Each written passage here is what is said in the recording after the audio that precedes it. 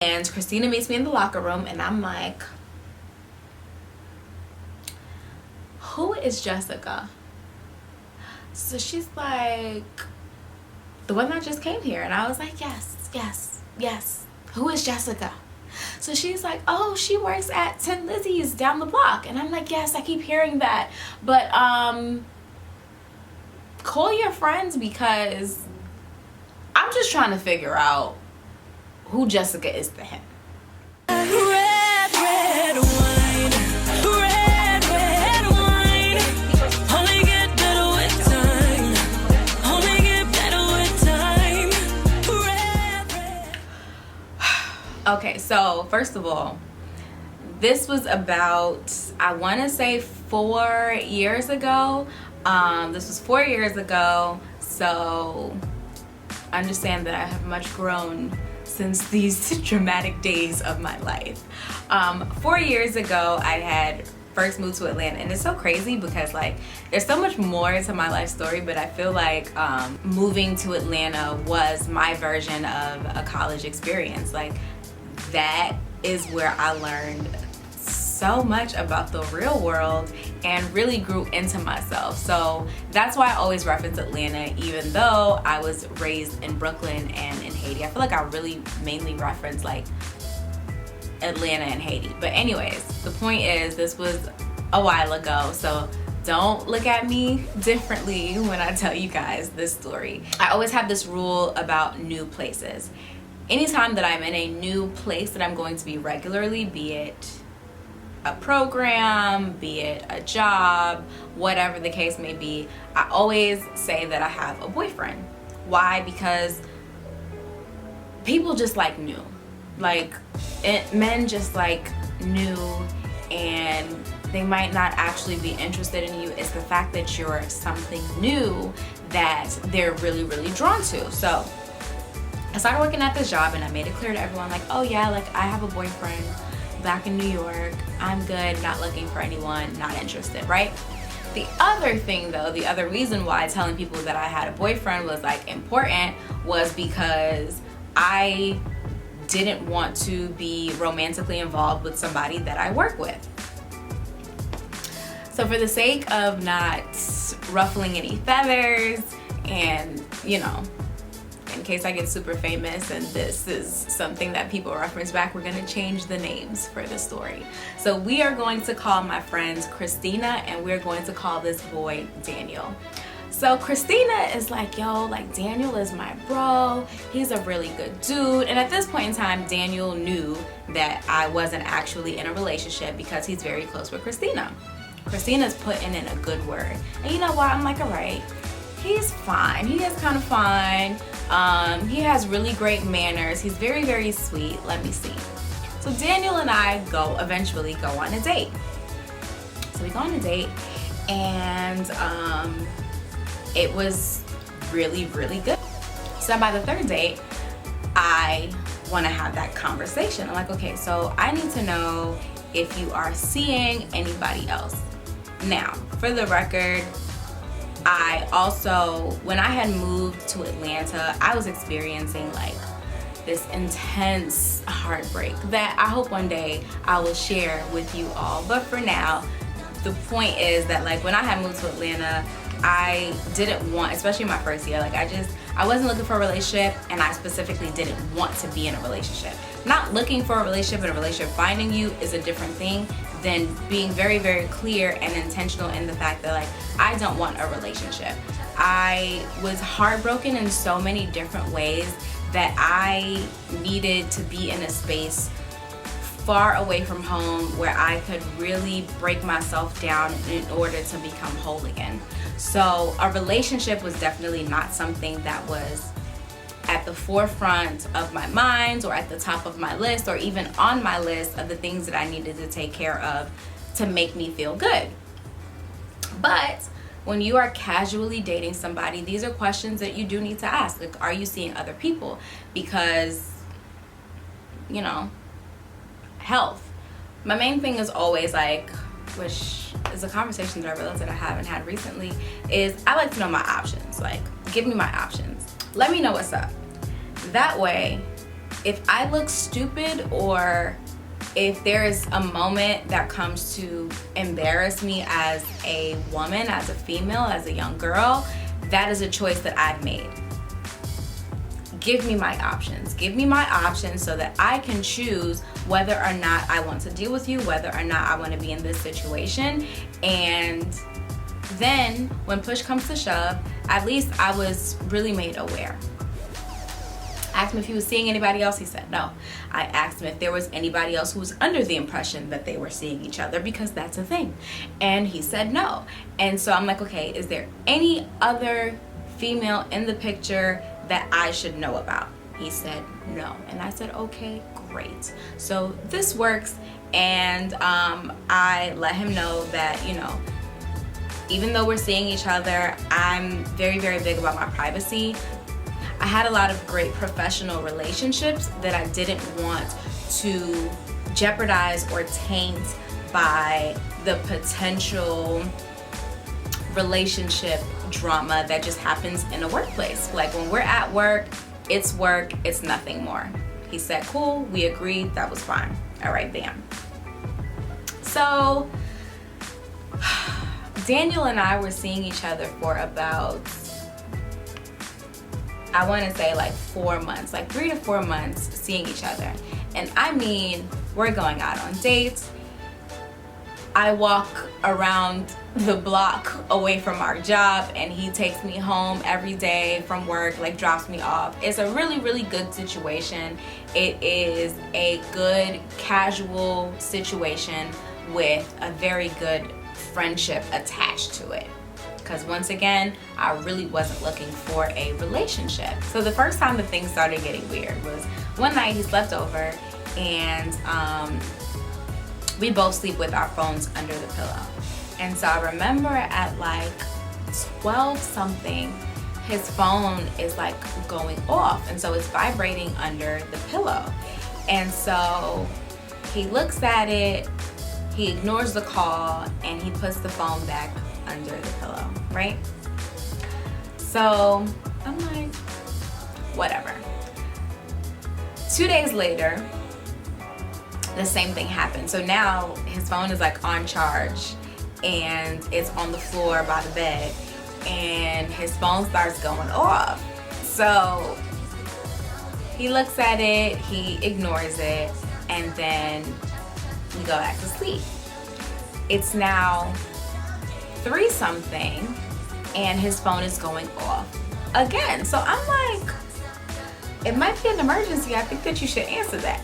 I wasn't being a smartass. I genuinely felt like it might be an emergency. I think that you should answer that. So he's like, no, it's okay. So at 5 in the morning, the phone rings again.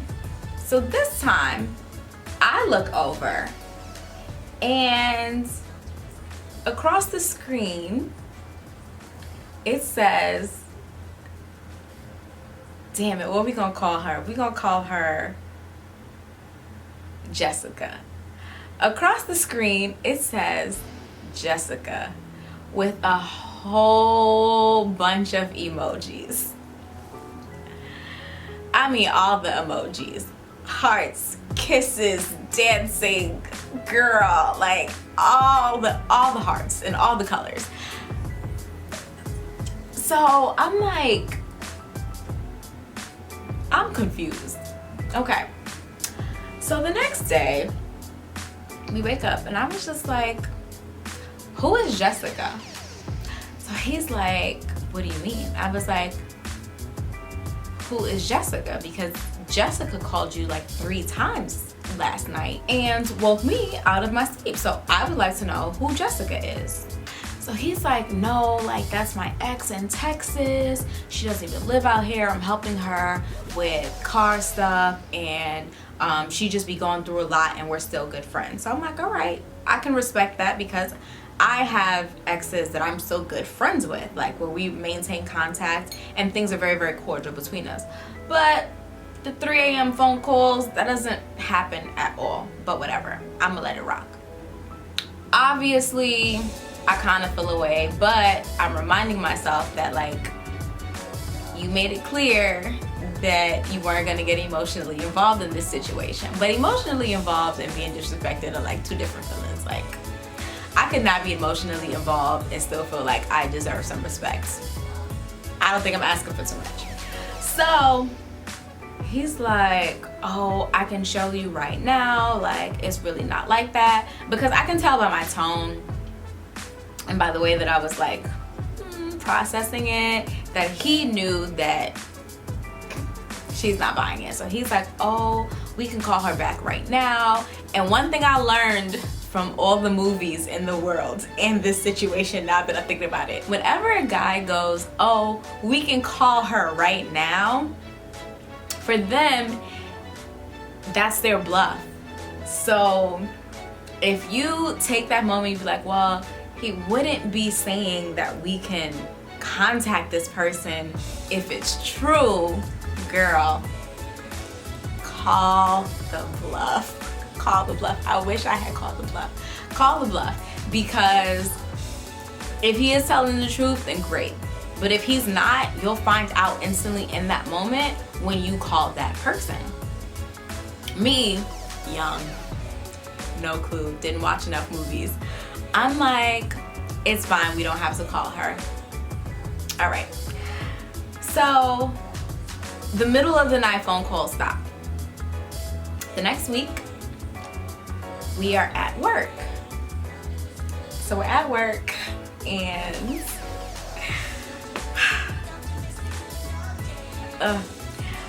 so next week we are at work. This girl walks in. So she walks in and she comes and she speaks to one of my coworkers. We'll call him Cody. So she walks up to Cody and she's like, oh, hi, is Daniel here? And he's like, he's not out on the floor right now, but what's up? So she's like, oh, I just brought him these cookies. Or, yeah, so she's like, I just brought him these cookies. I believe that they were cookies. I'm not really sure what they were. I know that they were baked goods. That's not the point.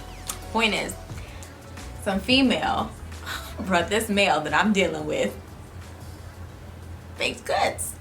All right. So he's like, oh, well, let me page the back and see where he's at, and then I can go give them to you. Or I can go give them to him for you. So she's like, no, it's okay, and walks through the restaurant and goes straight to the back, like she's very familiar with the space. So I'm like,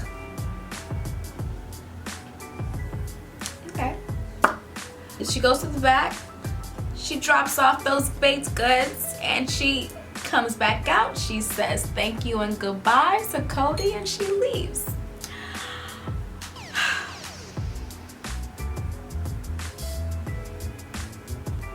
So I say, Cody, who was that? So he's like, oh, that's Jessica. I was like, Jessica? So he's like, yeah, she works next door at 10 Lizzie's. So I'm like, okay, cool. He's like, yeah, she's a bartender there. She's super cool. I was like, yeah, she looks like a really cool person. She was so full of energy that I just, I was like, all right, girl, like, where you headed? He's like, yeah, like, she's really, really cool. So I'm like, all right, Jessica from 10 Lizzie's and not Texas. This is getting interesting. So now I'm really mad, and I wear my emotions, so I do my best to always be in control of what environment I'm in when these emotions are about to come out. So I grab my phone, I text Christina, and I'm like, girl, like, meet me in the locker room because I'm blown right now. I'm like, oh, I'll be right back, I'm going to the bathroom. So I go to the back, and Christina meets me in the locker room, and I'm like, who is Jessica? So she's like, the one that just came here. And I was like, yes. Who is Jessica? So she's like, oh, she works at 10 Lizzie's down the block. And I'm like, yes, I keep hearing that. But call your friends, because I'm just trying to figure out who Jessica is to him. So Daniel comes to the back and he's like, whoa, like, you know men when they want to play innocent. What's going on? I didn't do nothing. I'm like, okay, so I'm just trying to figure out if Jessica who works down the block is Jessica from Texas, because it is just a real huge coincidence that there's two Jessicas in your life at this current moment. He got all the excuses in the book. Oh, it really is just a coincidence. They're not the same Jessica. Look, let me go on Snapchat and show you. This is Jessica, my ex. That Jessica from... I'm like, okay, but so why is she bringing you baked goods to work? Like, that's some girlfriend type stuff. Like, I'm confused, because that's something that I would do for somebody that I really care about. Like, feeding you? Are you kidding me? She just showed up at your job on her lunch break, took off her precious time to make sure that you were good. So that's a little bit more than just a friendly situation. Oh, I tipped her very well the other night. I really think she was just coming to say thank you. It's really not nothing like that, but I'll make sure like no boundaries are crossed. And then I'm like, yeah, no, I'm not buying this. So he's like, oh, how are you even upset right now? Because you were the person that made it clear that you didn't want to be anything. And I was like, that's not the point. The point is I asked you if you were seeing other people and your answer was no. And in the event that that's changed, I do feel like I have a right to know. So we in the back and I'm going off and Christina is trying to calm me down. So I'm like, you know what? It's all good. You got that. I tell all of my friends what's going on, and two of those friends also worked at the restaurant that we worked at. So I ignore him for like a week. Do you think I stopped seeing that boy? No. Why? Because young and dumb. Women believe what they want to believe until they decide to see the truth. A word by yours truly. So after about, I want to say like a week or so of giving him the silent treatment and the you don't exist treatment, cutting him off, he comes apologizing, you know, like, I don't know why you still tripping, like, I promise you it's not the same Jessica, it's not the same Jessica, it's not the same Jessica. So I'm like, all right, there's two Jessicas. I'm convincing myself there's two Jessicas because I like this situation that I have going on. In that next week, Christina sends me a text message and she's like, girl, I was just at 10 Lizzie's and Jessica started talking about her boo, and I think her and Daniel are seeing each other. So I was like, you think her and Daniel are seeing each other? All right, cool. So she's like, yeah, like apparently he comes there every, let's say, Wednesday and takes her home. And I'm like, oh, interesting, because Wednesdays are my day off. Okay, cool.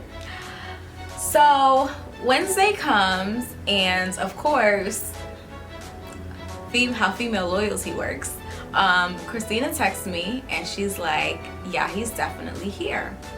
So I was like, all right. So I text him and I'm like, hey, like, what are you up to? And he was like, oh, I'm just about to go play basketball with my boys. I said, oh, all right, cool. Well, when you finish, do you want to come over? I feel like it's been a while since we've been in, you know, like on good terms, and it would be nice to see you. So he's like, yeah, like I'll come over when I'm done. I'm like, all right, bet.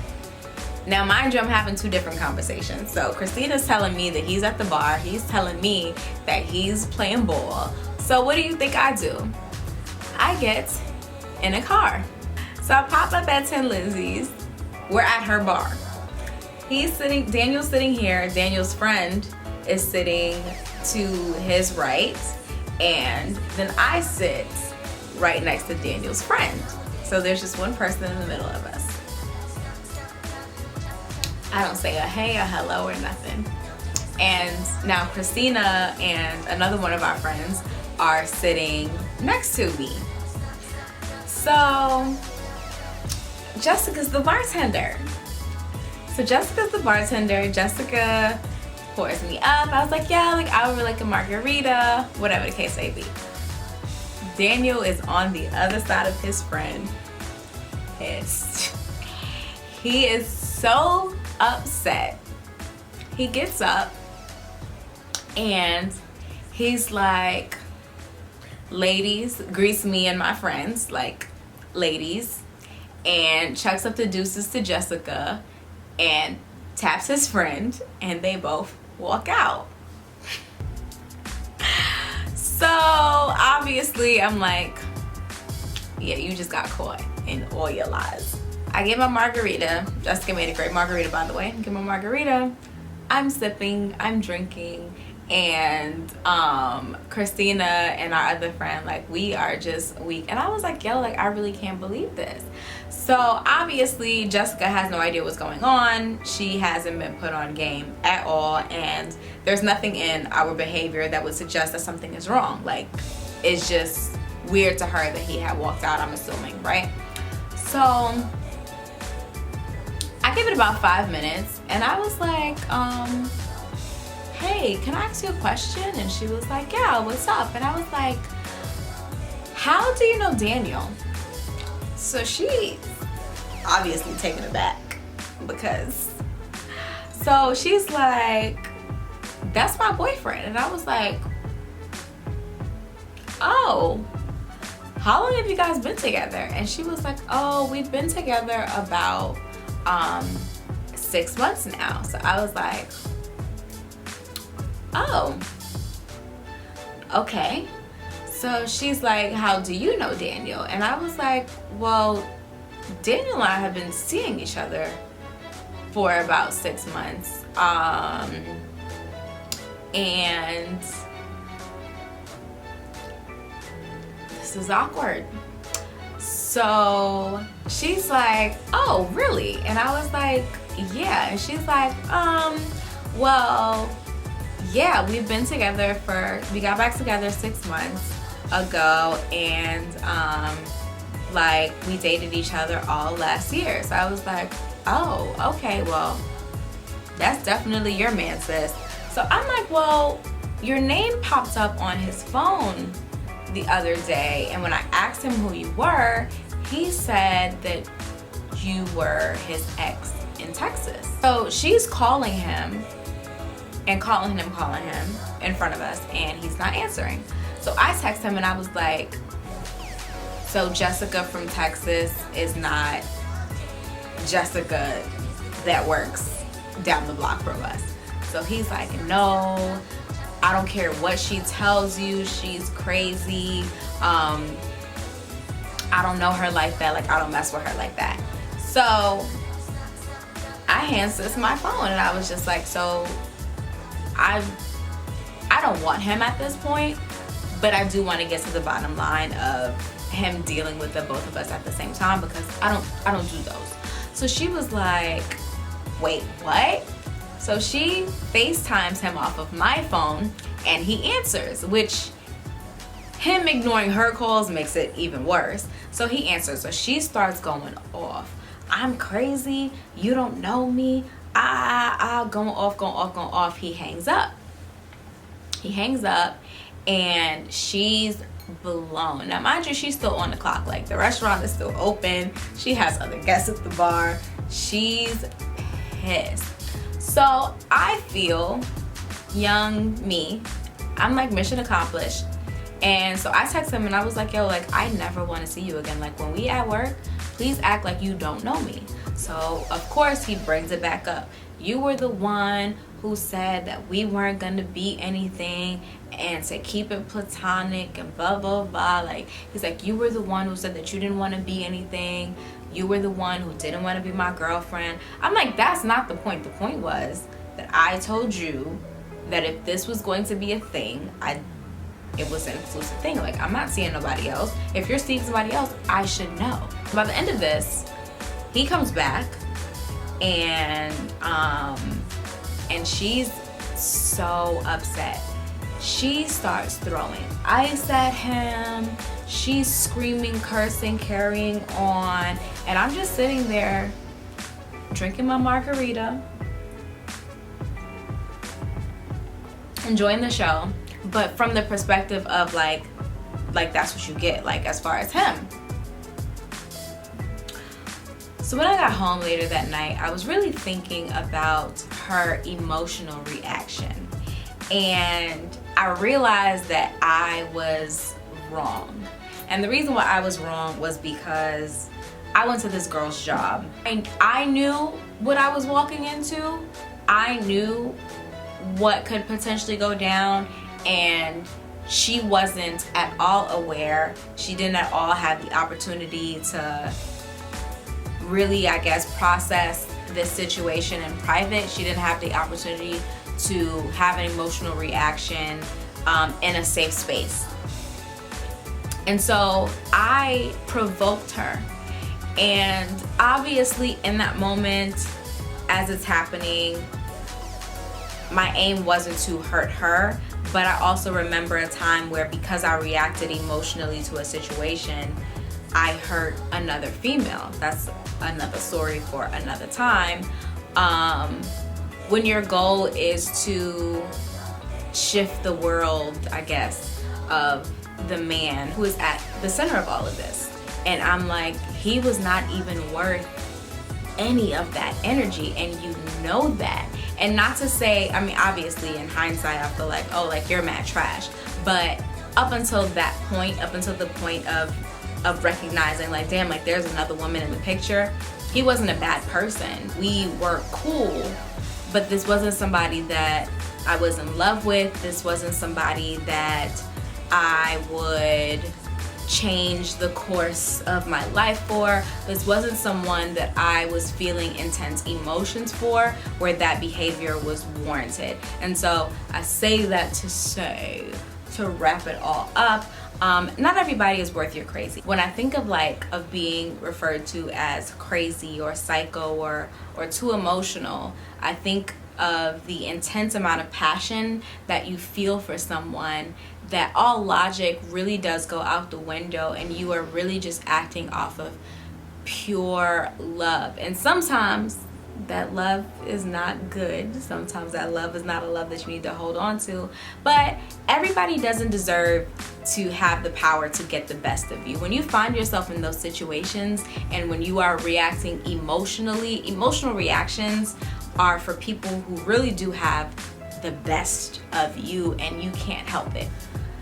I know that sometimes it is so easy to just react with your emotions. It's important to have enough knowledge of self to be able to step back and say, you know, like, is this really worth it? Because if you look at it from the perspective of like, I'm about to embarrass myself, is everybody worth you embarrassing yourself for? No. And not because they're a bad person, not because they're undeserving of their own version of love and happiness. If that's your go-to, if being overly emotional for every single person is your go-to, then it loses its value, if that makes sense. Yeah. So I don't know. This is such an, it's crazy because like this is an important message for me. It's a conversation that I have a lot, but I didn't know how to explain what I mean without telling this story.